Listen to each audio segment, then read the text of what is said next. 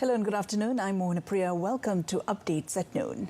Yang di-Pertuan Agong Al-Sultan Abdullah Riayatuddin Al-Mustafa Billah Shah and Raja Pemaisuri Agong Tunku Haja Aziza Aminah Maimunah Iskandaria extended 2021 New Year greetings to all Malaysians. With that, the Agong also expressed hopes that the arrival of the COVID-19 vaccine early next year can flatten the pandemic curve and break the virus transmission.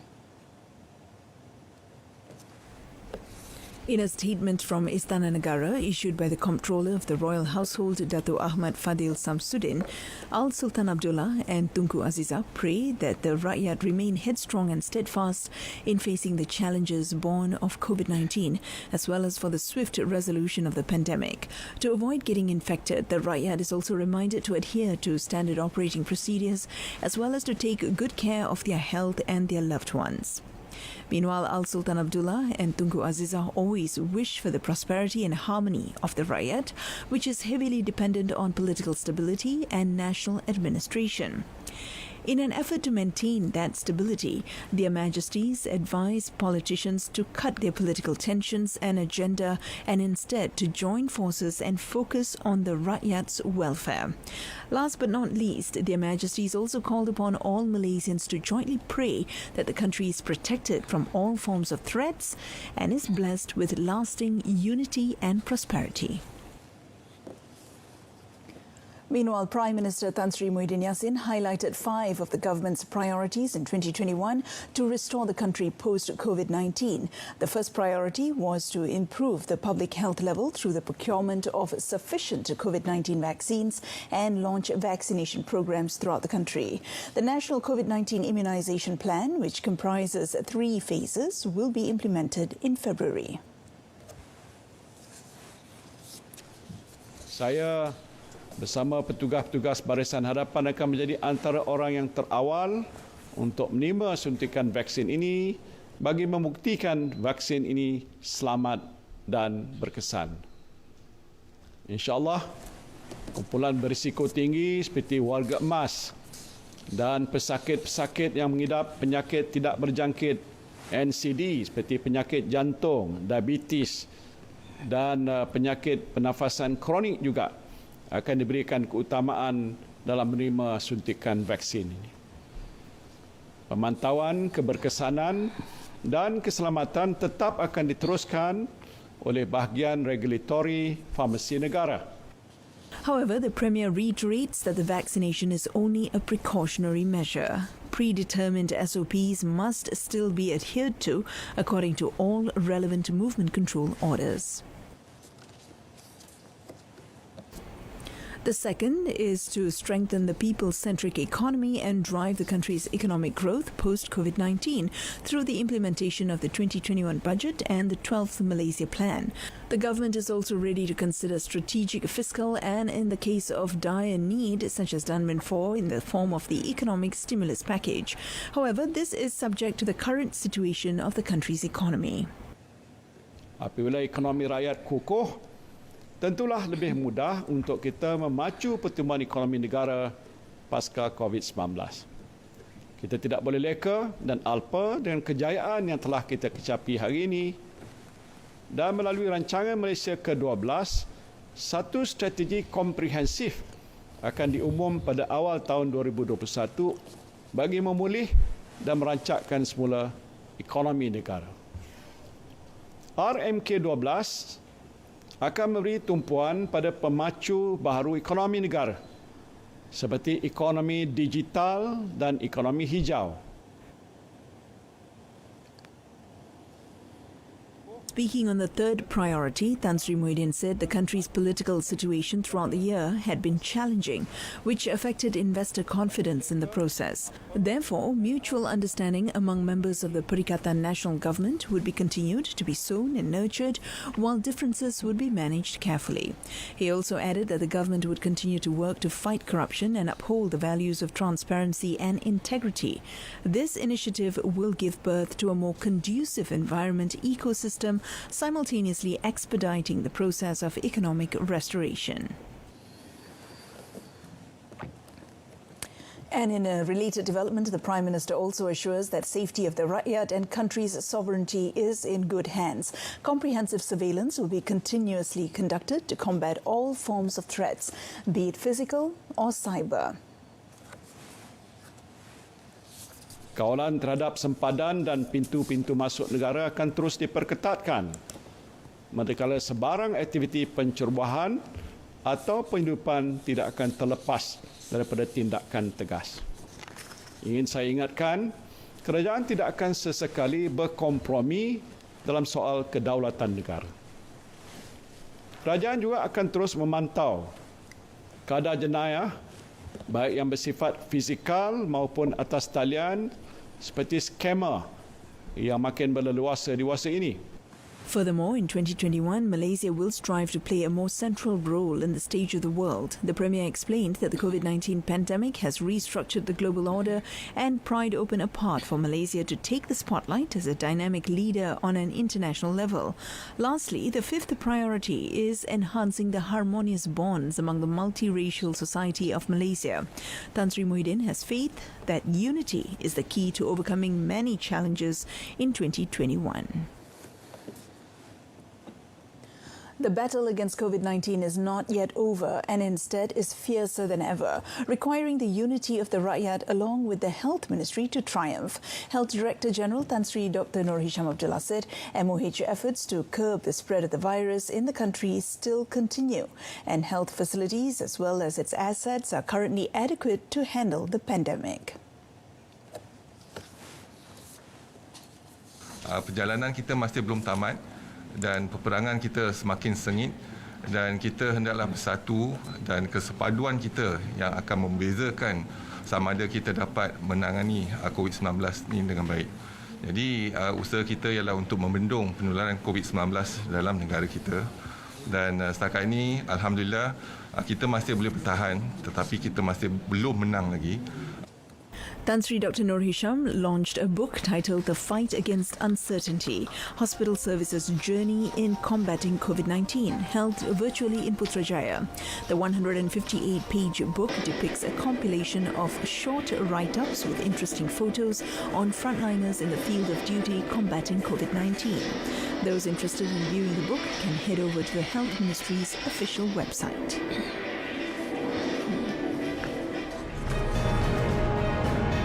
Stern action to be taken on offenders involving frozen meat cartels. Stay with us.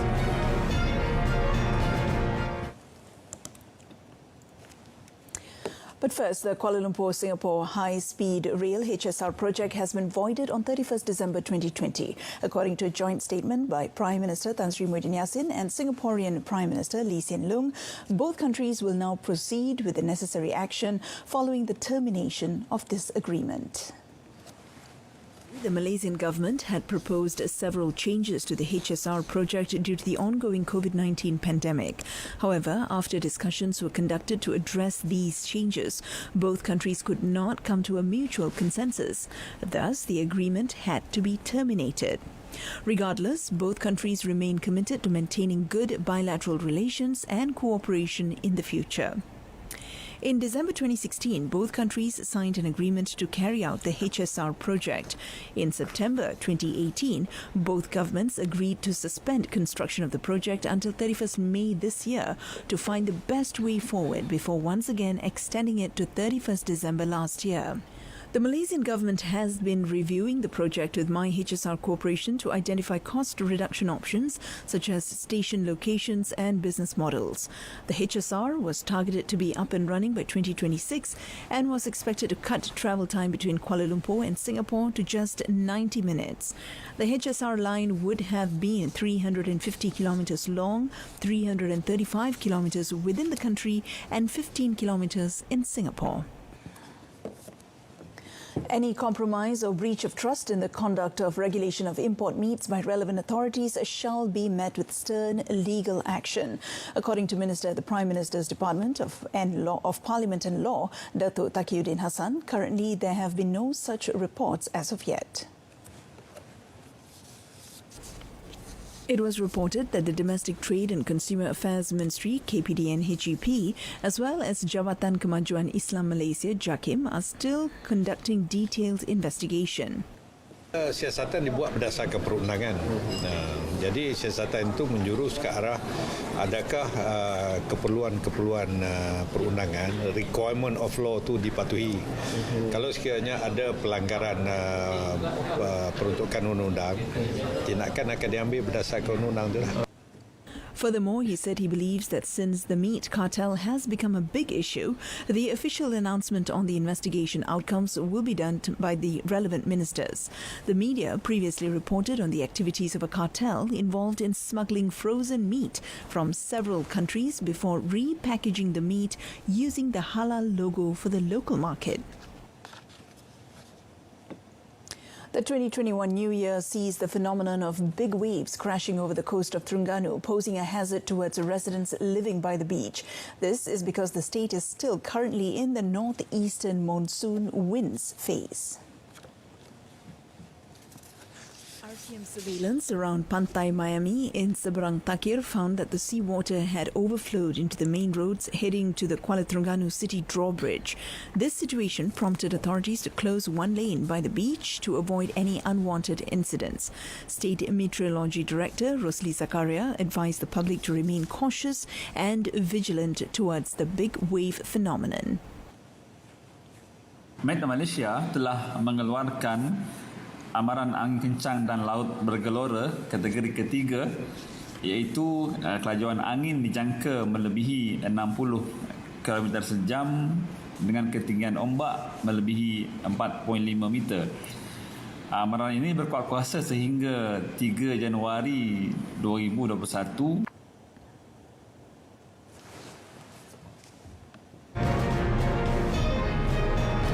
United Kingdom formally leaves the European Union. That and more coming up in our foreign segment.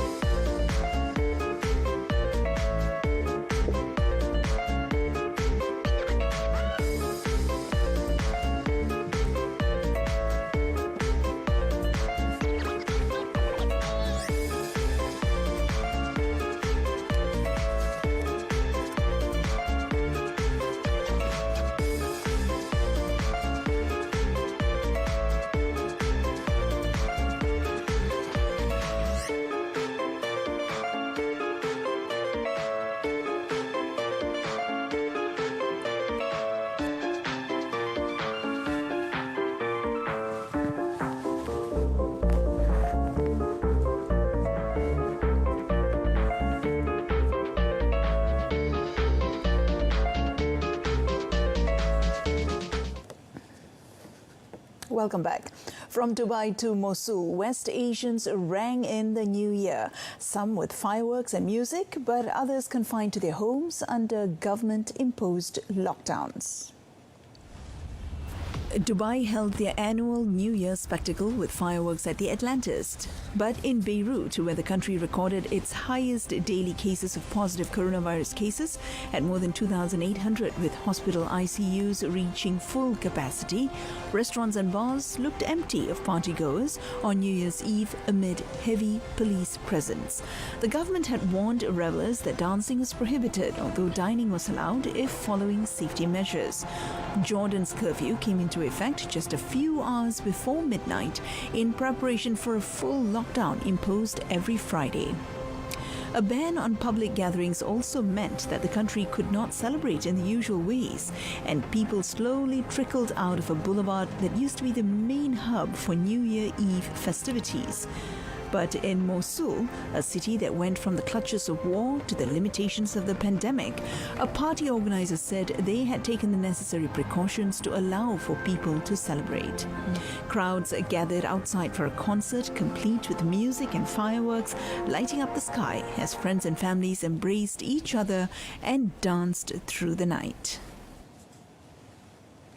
Meanwhile, the world ushered in the new year with pandemic controls muting celebrations for billions of people eager to bid farewell to a virus-ridden 2020. After a grinding year that has seen at least 1.7 million people die from COVID-19, fresh waves of infection have sparked renewed lockdowns and forced would-be revelers to extend their 2020 tradition of watching events from the sofa.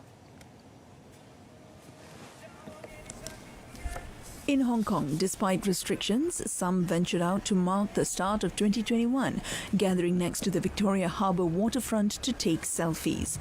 Wuhan in China, where the virus first appeared late 2019, saw thousands gather to celebrate the New Year, and Taipei also enjoyed a more traditionally upbeat celebration, with crowds massing to watch fireworks. Elsewhere, the mood was far more downbeat, as in Russia, President Vladimir Putin acknowledged in a New Year's address that a second wave of infections was battering the nation. Italy, where shocking images of makeshift morgues and exhausted medics awoke the world to the severity of the crisis, is on a nationwide lockdown until 7th January, and a 10 p.m. curfew is in place. From France to Latvia to Brazil, police and in some cases military personnel are being deployed to make sure nighttime curfews or bans on large gatherings are enforced.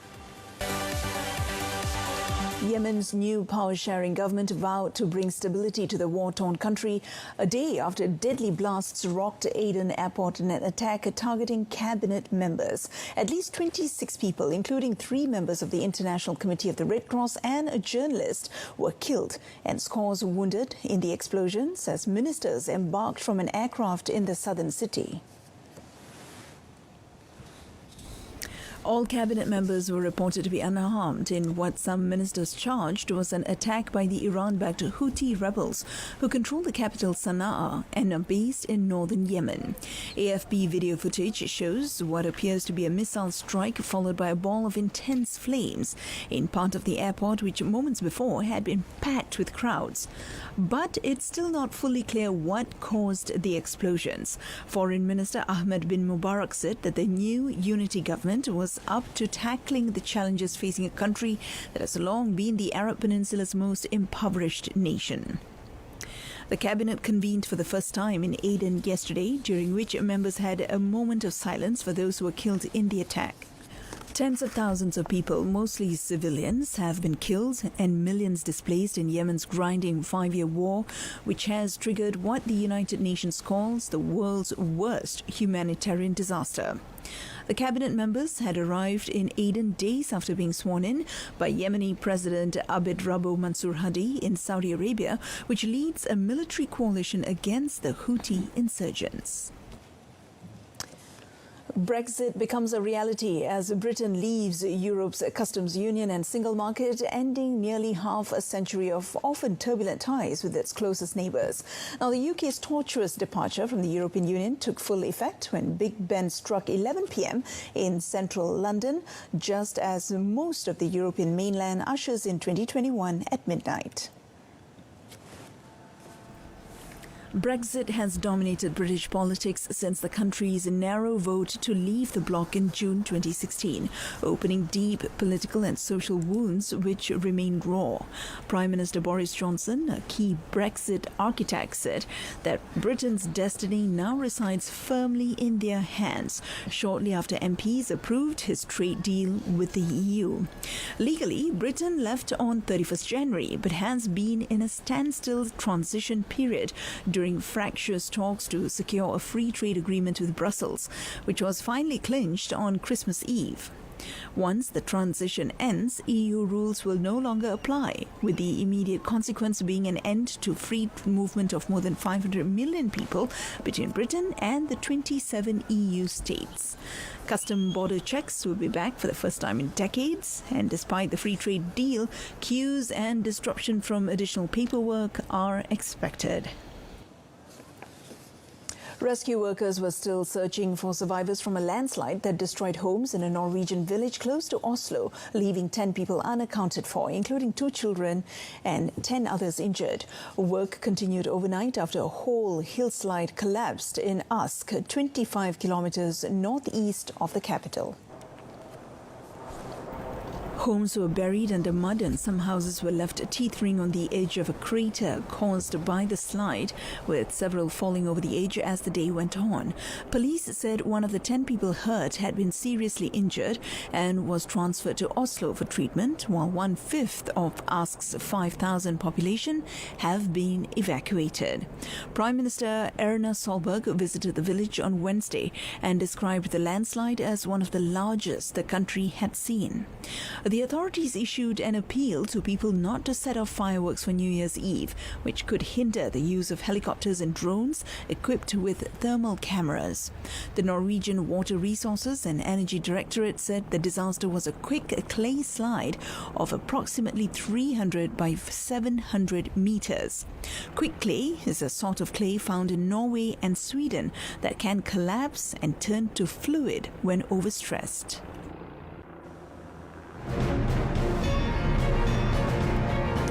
Coming up in sports, Andy Murray pulls out of Delray Beach Open over virus fears.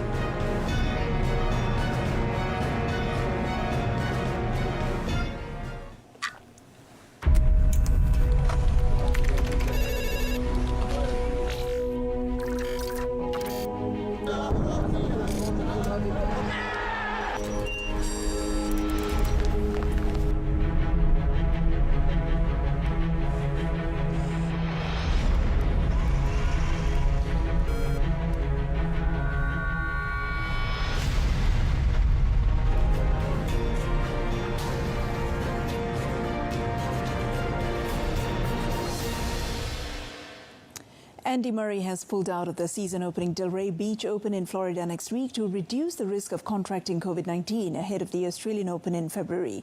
Murray, who missed most of the 2020 season due to complications with his hip and struggled for form on his return after the COVID-19 hiatus, accepted a wild card for the 7th to 13th January ATP 250 tournament last week.